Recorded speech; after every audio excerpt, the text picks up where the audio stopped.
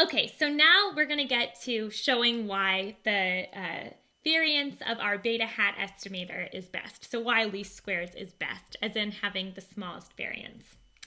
And so to do that, in your application exercise 5, you were to basically continue this derivation of the variance of beta tilde given x, where beta tilde is basically our new beta estimator that we came up with.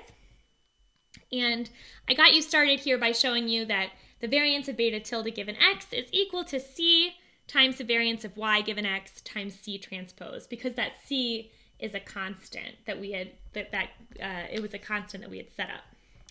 So I'm going to plug in what that, for these, well, first of all, what is the variance of y given x? Well, this is sigma squared. We know that just from our assumptions here. And so I can plug that in. And I also can plug in our actual value for c here. So I'm going to do that now. So c is x transpose x inverse x transpose plus d. And then the variance of y given x is just sigma squared. C transpose is going to be x transpose x inverse x plus d transpose. And so this sigma here is sigma squared is a scalar, so we can actually bring this out to the front if we'd like. And then we can combine some of these terms here. So let's do that. We've got sigma squared, and now we have x transpose x inverse x transpose times x transpose x inverse x plus d, and then over here we've got plus d transpose. So this is just going to be our normal kind of foiling situation. So let's do that. So we've got, actually, if I'm transposing this, this should actually be on the other side. So this should be like this. Because when you transpose, it actually flips the order of the matrices. So this should be x times x transpose x inverse. Okay, so now let's do that foiling. So the first here is going to be x transpose x inverse x transpose times x transpose x inverse. That's the first. The outer is going to be plus x transpose x inverse x transpose times d transpose, and then the inner is going to be plus d x times x transpose x inverse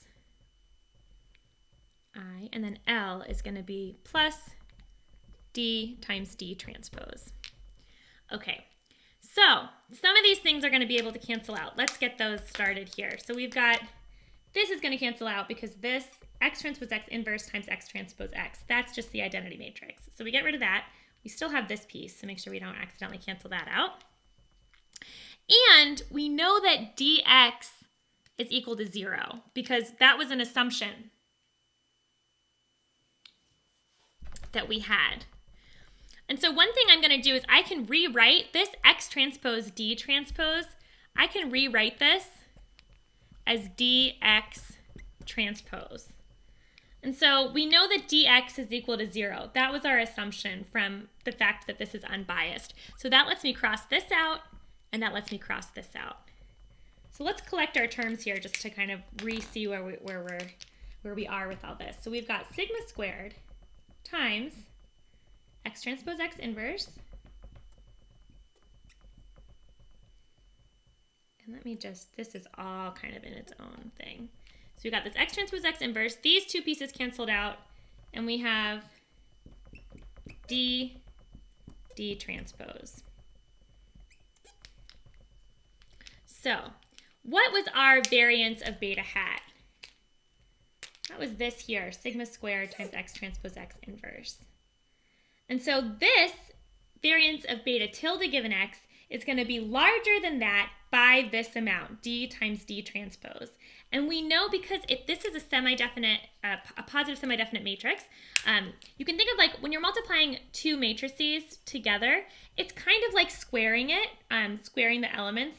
And so that means that the elements, even if individual elements in D are negative, when you multiply D times D transpose, the resulting values are all going to end up being positive. And so what that means is that this is going to be something greater than 0.